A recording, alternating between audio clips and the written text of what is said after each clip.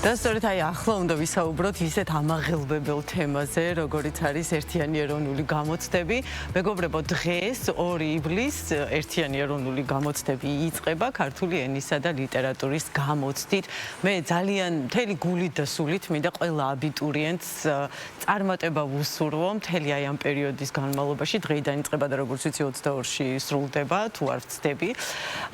ძალიან დიდ წარმატებას გისურვებთ და დღეს მოდით ვისაუბროთ ესეთი ცოტა ფსიქოლოგიური კუთხით გავშალოთ ეს თემა. დღევანდელი დღიდან მოყოლებული ყველა აბიტურიენტს მოუწევს რომ ასე ვთქვათ მთელი წლის ნაშრომი აი ეს ცოდნა გამოავლინოს, თავი მოუყაროს და წარმატებას მიაღწიოს. რა თქმა უნდა დარწმუნებული ვარ რომ ბევრი ძალიან დიდ წარმატებასაც მიაღწევს. თუმცა აქ მხოლოდ ცოდნა არ ფიგურირებს და იმისათვის რომ მართლა წარმატებულად გავართვათ თავი გამოცდას, უნდა შევინარჩუნოთ პირველ რიგში ალბათ სიმშვიდე და რაღაცნაირად ეს შფოთვის ფონი მოვიხსნათ. ეს ძალიან მნიშვნელოვანია გარდა იმისა, რომ ცოდნა უნდა გქონდეს თავისთავად ცხადია იმ საგანში, რომელსაც ვაბარებთ. მოკლედ დღეს გვინდა პრაქტიკული რჩევები მოგაწოდოთ და თუ ოდნავ მაინც შეგიმსუბუქებთ აი ამ პერიოდს, ჩვენზე ბედნიერი მე მგონი არავინ იქნება. დიდი სიამოვნებით მინდა წარმოგიდგინოთ ჩვენი სტუმარი, რომელთან ერთადაც ვისაუბრებთ ამ თემაზე. ნანი ასათიანი, ცნობიერების მრჩეველი და კოუჩი. დილამშვიდობისა, ნანი, დიდი მადლობა რომ ჩვენთან ხართ დილიდან. მოდით რაღაცნაირად განვმარტოთ, რა არის უფრო მნიშვნელოვანი აბიტურიენტისთვის? მაინც ცოდნა თუ შფოთვა? რა უფრო უშლის ხელს და რა უფრო პრობლემაა? შეიძლება ასე დავსვათ კითხვა. არ ცოდნა თუ? არ ცოდნა თუ შფოთვა? შფოთვა, ხო. დილამშვიდობის კიდევ ერთხელ. ყველა აბიტურიენტს წარმატებას ვუსურვებ გამოცდებზე. ბევრ ჩვენგანს ქონია ალბათ ეს გამოცდილება, რომ გამოცდიდან გამოვდივართ და მეერე გვახსენდება ყველაფერზე პასუხი, უკვე როცა დავმშვიდდებით, დავწყნარდებით. დიდი გამოწვევა შეიძლება უფრო იყოს შფოთვა და ნერვიულობა პროცესში, ვიდრე ის ცოდნა. ცოდნას მთელი წელი და შეიძლება წლები უკვე აგროვებენ აბიტურიენტები და ცოდნა შეიძლება აქვთ. უბრალოდ ნერვიულობის გამო ამ ცოდნასთან წვდომა თუ არ ექნებათ, ეს უფრო დიდი პრობლემა შეიძლება იყოს. ნანი, აი როდესაც იწყება გამოცდა, როგორ მოქმედებს ეს შფოთვა და სტრესი ჩვენს გონებაზე? და რა შეიძლება ამ შემთხვევაში მოვიმოქმედოთ? არა, ჯერ პირად უშუალოდ აი როგორი მოქმედება აქვს ამას? რა მექანიზმია? რა მექანიზმია? რა ხდება? ესე იგი, როცა სტრესში ვართ, ჩვენ ტვინში ირთვება საფრთხის რეჟიმი, ასე ვთქვათ. ეს არის ამიგდალა, ჩვენი ტვინის ნაწილი, პატარა სიგნალიზაციასავით არის, რომელიც განგაშის რეჟიმს რთავს. ამ დროს ტვინის ის ნაწილი, რომელიც აზროვნებაზე, ლოგიკაზე, რაღაც მეხსიერებაზე, გახსენებაზე არის პასუხისმგებელი, შეიძლება ითქვას, რომ ითიშება. უფრო ნაკლებად აქტიურია, უფრო აქტიური არის ამიგდალა. საფრთხეა, რაღაც ხდება, უნდა თავი დავიცვათ, გავიქცეთ, ან რაღაცას შევებრძოლოთ. ეს არის ჩვენი თავდაცვის მექანიზმი, უბრალოდ რომელიც ამ შემთხვევაში ხელს გვიშლის ჩვენი მიზნის მიღწევაში. და აი მაინც ალბათ დარწმუნებული ვარ ძალიან ბევრ აბიტურიენტს დაინტერესებს, არსებობს თუ არა რაიმე ისეთი რჩევები პრაქტიკული, რომელიც შესაძლოა გამოცდაზე შესვლის წინ გამოვიყენოთ, თუნდაც შესაძლოა რაიმე ფიზიკური აქტივობა იყოს ეს რაღაცნაირი. არსებობს ტექნიკები, რა თქმა უნდა, რომელიც ასეთ დროს გვეხმარება შფოთვის მოხსნაში, სტრესის დონის შემცირებაში. და აბიტურიენტებს შეუძლიათ ეს გამოიყენონ როგორც უშუალოდ გამოცდის წინ, გამოცდის დროსაც მათ შორის. ესე იგი, სტრესის დროს და იმ საფრთხის რეჟიმის დროს, რაც ხდება, არის რომ ჩვენი სუნთქვა ხშირდება და ხდება ზედაპირული. ამიტომ პირველი ტექნიკა და პირველი რაც შეიძლება აბიტურიენტებმა გააკეთონ არის ის, რომ სუნთქვა გახადონ უფრო ღრმა, ანუ ცნობიერად, გაცნობიერებულად დავიწყოთ ღრმად სუნთქვა. დიაფრაგმული სუნთქვა ქვია ამას, როცა ღრმად ჩავისუნთქავთ, ფილტვები ბოლომდე ივსება, დიაფრაგმა ირთვება საქმეში, დიაფრაგმა ქვემოთ იწევს ღრმად ჩავისუნთქეთ და ამოვისუნთქეთ, ასე ამოსუნთქვა ცოტა უფრო ხანგრძლივი იყოს სასურველია, მაგალითად 4 წამი ჩასუნთქვა, 6 წამი ამოსუნთქვა. აი ამ ნელის სუნთქვით უკვე ტვინს ვაძლევთ სიგნალს, რომ არაფერი არ ხდება, საშიში არაფერი არ არის და ნელ-ნელა ტვინი მშვიდდება. ალბათ ეს ინდივიდუალურია, ნანე დამეთანხმებით, რომ თქვენაც ბრძანეთ, ხო? შეიძლება კონკრეტულ ადამიანზე იმუშაოს, კონკრეტულზე არა. საერთოდ რო არაფერი არ გააკეთოს და ხდება ადამიანში რაღაცა ისეთი კონცენტრირება, როდესაც აი ამ საფრთხემ თავისი საქმე შეასრულა და უკვე კონცენტრაცია წამოვიდა, იხსნება გონება, ახსენდება ყველაფერი და იწყებს სერას. მაგრამ არის მეორე კატეგორია ადამიანების, რომელზეც ის სტრესი რჩება და ვერაფერსაც ვერ აკეთებს, ალბათ შეიძლება რაღაცა გამოვლინდეს. აი ეს რაზეა დამოკიდებული? თვითონ პერსონაზე, მის ჯანმრთელობაზე, მის ნერვულ სისტემაზე, ფსიქიკურ სისტემაზე თუ რა ხდება ამ დროს? ნერვულ სისტემაზე არის დამოკიდებული ბევრი რამე. რამდენად არის ჩვენი ნერვული სისტემა მიჩვეული, თუნდაც სიმშვიდის მდგომარეობაში ყოფნას, თვითრეგულაციის უნარი რამდენად გვაქვს.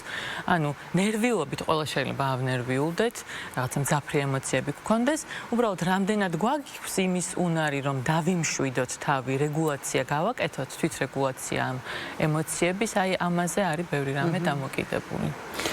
ბევრი ფსიქოლოგი სხვათა შორის გვირჩევს ხოლმე, რომ გამოცდების მზადებისას, ასე ვთქვათ, მომზადებისას გამოცდებისთვის, ბოლო დღე ავიღოთ დასვენების დღედ, რომ გადავტვირთოთ, ასე ვთქვათ, ჩვენი ტვინი.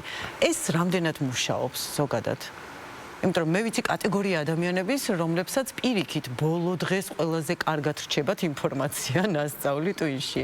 მაგრამ ბევრი მიიჩნევს, რომ პირიქით ბოლო დღე უნდა იყოს განტვირთვის დღე, რამდენად რეალურია ეს. დასვენება არის ძალიან მნიშვნელოვანი ჩვენი ფიზიოლოგიისთვის, ნერვული სისტემისთვის. იგივე მთელი წელი-წლები, რომ ამ ცოდნას ვაგროვებთ, ბოლო დღეს, ბოლო ღამეს, კიდე ღამის გათენება და კიდე დამატებითი ცოდნის ტვინში ჩატენვის მცდელობა შეიძლება არ იყოს გამართლებული. კარგი იქნება მივცეთ ფიზიოლოგიას საშუალება, ჩვენს გონებას საშუალება, რომ დაისვენოს და უკვე დასვენებულზე უფრო ეფექტურად შეიძლება გქონდეს წვდომა ამ რესურსებზე, რაც უკვე მოვაგროვეთ. ნუ ტვინისთვის დასვენება აუცილებელია და მიზანშეწონილია. და მაინც აი, ხო, არი ჯერ შენ დარლიბო. მე ისევ პრაქტიკულ რჩევებზე მინდა რომ გადავიდე.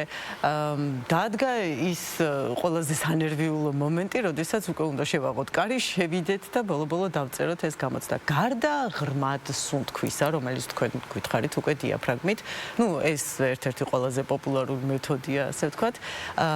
როგორ შეიძლება კიდე რომ მაინც შფოთვა შევამციროთ? აი მინიმუმამდე დავიყვანოთ. ან როგორ უნდა მივხვდეთ რომ ეს შფოთვა, აი თუ სწორად ვსვამ კითხვას, იმიტომ რომ შეიძლება ეჭვი შემეპაროს მე და ვთქვა რომ აი მე არაფერი არ მახსოვს, ვერ ვისწავლე. შეიძლება ეს შფოთვა მე მგონია ის რომ მე უბრალოდ არ ვიცი და ამ დროს ეს არის რეალურად შფოთვა. ესე იგი, როცა ესეთ მნიშვნელოვან მომენტში ვართ და ვიცით რომ ვისწავლეთ, მზად ვართ, უბრალოდ იმ მომენტში არაფერი არ გვახსოვს. შფოთვა შეიგრძნობა ემოციურ დონეზე, ცხეულებრივ დონეზეც, შეიძლება სხვადასხვანაირად იყოს გამოხატული. და როცა ესეთ სიტუაციაში ვართ, ანუ გრძნობთ, რომ შვიდად არ ვართ. ძირითადად რა იწვევს ამ შფოთვას, ხო? აქ და ახლა თუ ვართ, გონებით, შფოთვა არ არის.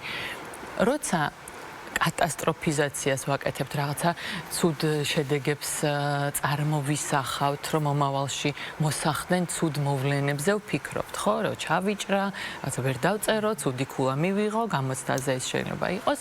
ეს იწვევს მერე შიშს და შფოთვას. ამიტომ კიდე ერთი ტექნიკა, რომელიც ამ დროს შეიძლება გამოვიყენოთ, არის დამიწების ტექნიკა. რომ მომავლიდან წამოვიყვანო ჩემი გონება ამ შიშებიდან და აი აქ და ახლა დავაბრუნო და როგორ გავაკეთო ეს. აქ დაახლა მომენტთან ერთი რომ სუნთქვა მაკავშირებს და მეორე ჩემი შეგრძნებები მაკავშირებს. ჩვენი ხუთი შეგრძნება. და ტექნიკა მდგომარეობს იმაში, რომ ხუთივე შეგრძნებით დავაფიქსირო, რას გრძნობ. მაგალითად, რას ვხედავ, რამდენიმე ნივთი, კალამს ვხედავ, ჩემს წინ მჯდომ ადამიანს, რა მესმის, რის გემოს ვგრძნობ, რას ვყნოსავ, შეხებით შეგრძნებას სხეულს შევეხოთ, ან საცმელს, ზედაპირს, ფურცელს, კალამი მაქვს. ხუთივე შეგრძნების ორგანო გავააქტიურო, მოკლედ. აქ დაახლა მომენტში მაბრუნებს ეს და ეხმარება ნერვულ სისტემას დამშვიდებაში. შესანიშნავი რჩევაა სხვათა შორის. გადასარევ. ეხლა გაგიცინებათ ისეთი კითხვა უნდა დავსვა. არსებობს იაპონური ორთაბრძოლის ესეთი სახეობა, რომელსაც აიკიდო ქვია. როცა შენ მოწინააღმდეგის საწინააღმდეგოდ ხმარობ იმ ძალას, რაც მოწინააღმდეგეს აქვს. ანუ კონტრილებს უკეთებ ისეც, როცა შენ ძალას მისი ძალა ემატება და მიმართულია მის საწინააღმდეგოდ. შეიძლება რაღაცა ისეთი ტექნიკა გამოინახოს, რომ ეს სტრესი პირიქით უკეთესი შედეგისაკენ მოვმართოთ. გამიგეთ რისი თქვა მინდა? მესმის. პირველ რიგში, რაც მნიშვნელოვანია, რომ აი ჩვენ არ ვებრძვით სტრესს, ანუ სტრესთან ბრძოლაში და შფოთთან ბრძოლაში თუ ჩავდექით იმ მომენტში, ამაზე შეიძლება იმდენი რესურსი წავიდეს, რომ დროც გავიდეს და ჩემი ენერგიაც დაიხარჯოს ამაზე. პირველ რიგში მნიშვნელოვანია, რომ მივიღო ის, რომ ეხლა ნერვიულობ. ეს არ ნიშნავს იმას, რომ ცუდად ვარ მომზადებული, ან რაღაცა არ ვიცი, ეს უბრალოდ ნიშნავს, რომ ეს დღე და ეს გარემო, ეს პროცესი ჩემთვის არის მნიშვნელოვანი. და მივცე ჩემ თავს უფლება, რომ ნერვიულობ და ეს ოკეია, თუ შეიძლება ესე ვთქვათ. ამას რომ დავინახავთ, ეს უკვე გვეხმარება, რომ რაღაცა ანომალია არ ხდება, ნერვიულობა ბუნებრივია, უბრალოდ ეხლა მჭირდება, რომ დავამშვიდო ჩემი თავი. ძალიან დიდი მადლობა. უღრმეს მადლობა საინტერესო რჩევებისთვის. სხვათა შორის, თუ კი გექნებათ იმის დრო და შესაძლებლობა, რომ ეს რჩევები გაითვალისწინოთ, ეს მართლაც ერთიორად შეამსუბუქებს იქ იმ სივრცეში შფოთვას ყოველ შემთხვევაში. მე კიდევ ერთხელ მინდა ყველა აბიტურიენტს ძალიან დიდი წარმატება გისურვოთ. ყველაფერი კარგად იქნება, მეგობრებო, მთავარია რომ ეს პირველი ნაბიჯებია თქვენს ცხოვრებაში და წინ დიდი წარმატება გელოდებათ. დარწმუნებული ვარ და კიდევ ერთხელ დიდი მადლობა ჩვენ სტუმარს, ნანი ასათიანი საუბრობდა ჩვენთან ერთად. დიდი მადლობა.